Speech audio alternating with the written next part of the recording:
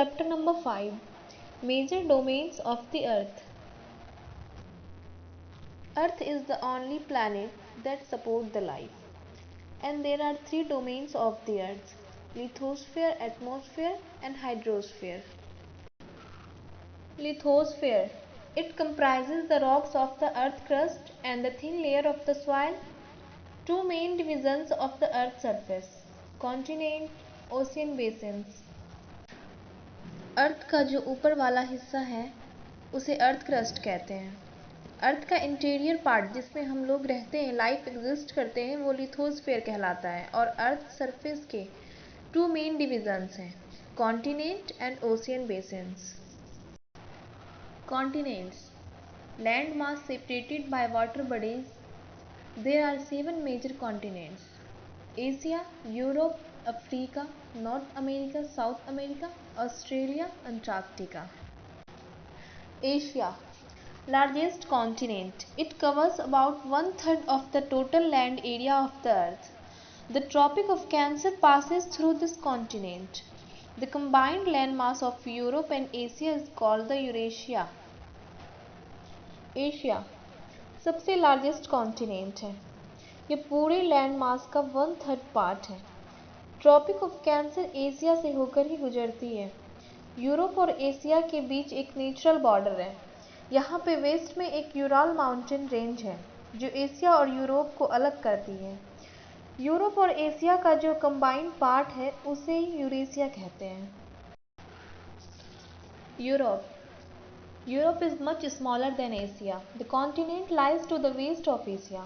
The Arctic Circle passes through it. It is bound by water bodies on three sides. Asia is separated from Europe by the Ural Mountain on the west. Asia के comparison में Europe काफ़ी छोटा continent है। यह Asia के waste में है और यहाँ से आर्कटिक सर्कल पास होती है। ये तीनों तरफ पानी से घिरा हुआ है।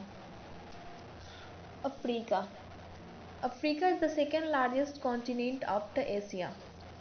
The equator runs almost through the middle of the continent. The Sahara Desert is located in Africa. The continent is bound on all sides by oceans and sea. The world's longest river, the Nile, flows through Africa. Asia के बाद Africa सबसे बड़ा continent है। Equator means 0 degree latitude Africa के बीचों बीच होकर गुजरती है। Tropic of Cancer, Tropic of Capricorn and equator तीनों यहाँ पैरेलल देखने को मिलते हैं। ये तीनों यहाँ से गुजरती है। इस कॉन्टिनेंट के चारों ओर ओशियंस एंड सीज देखने को मिलते हैं। और वर्ल्ड की सबसे बड़ी नील रिवर अफ्रीका से गुजरती है और सहारा डिजर्ट वर्ल्ड की सबसे हॉट डिजर्ट अफ्रीका में लोकेटेड है। North America. North America is the third largest continent of the world. It is linked to South America by a very narrow strip of land called the Isthmus of Panama. The continent lies completely in the northern and western hemisphere. North America third largest continent है। ये south America में narrow strip के through joint है जो isthmus of Panama कहलाता है और ये उत्तर और पश्चिम में स्थित है। South America. South America lies mostly in the southern hemisphere. The Andes, world's longest mountain ranges, run through its length from north to south. South America has the world's largest river Amazon. South America southern hemisphere में lies करता है। World का सबसे लंबा mountain range एंडन south America में ही located है और world की लार्जेस्ट नदी अमेज़न यही ड्रेन करती है। Australia. Australia is the smallest continent that lies entirely in the southern hemisphere. It is surrounded on all sides by the oceans and seas. It is called an island continent. Antarctica. This is completely in the southern hemisphere is a huge continent. The South Pole lies almost at the center of this continent. It is permanently covered with thick ice sheets. There are no permanent human settlements. India also has research stations there. These are named as मैत्री and Gangotri. Antarctica भी completely southern hemisphere में है। South pole इस continent के centre में लाई करती है। ये पूरा ग्लेशियर से ढका रहता है, इसलिए यहाँ परमानेंट ह्यूमन सेटलमेंट नहीं है। यहाँ बस एक रिसर्च सेंटर है। यहाँ साइंटिस्ट समर में जाकर रिसर्च करते हैं। दीज नेम्ड एज मैत्री और Gangotri. Hydrosphere. Hydrosphere consists of water in all its forms, as running water in oceans, rivers, lakes, ice glaciers, underground water and the water vapor in the atmosphere. All comprise the hydrosphere. More than 71% of the earth is covered with water and 29% is with land. ये हमारे अर्थ का वो domains है जहाँ पर पानी पाया जाता है। समुद्र, तालाब, नदी, महासागर ये सब हाइड्रोस्फीयर का पार्ट है। और अर्थ को ब्लू प्लैनेट क्यों कहा जाता है? क्योंकि ये 71% वाटर बॉडीज से कवर्ड है। फिर भी यहाँ अर्थ पर पानी की शॉर्टेज है। क्यों? क्योंकि 97% वाटर ओशियंस में पाए जाते हैं, जो किसी काम के नहीं।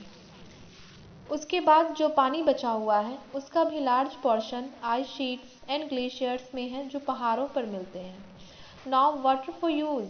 हमारे सरफेस पर फ्रेश वाटर 0.03% है, जो हम यूज करते हैं।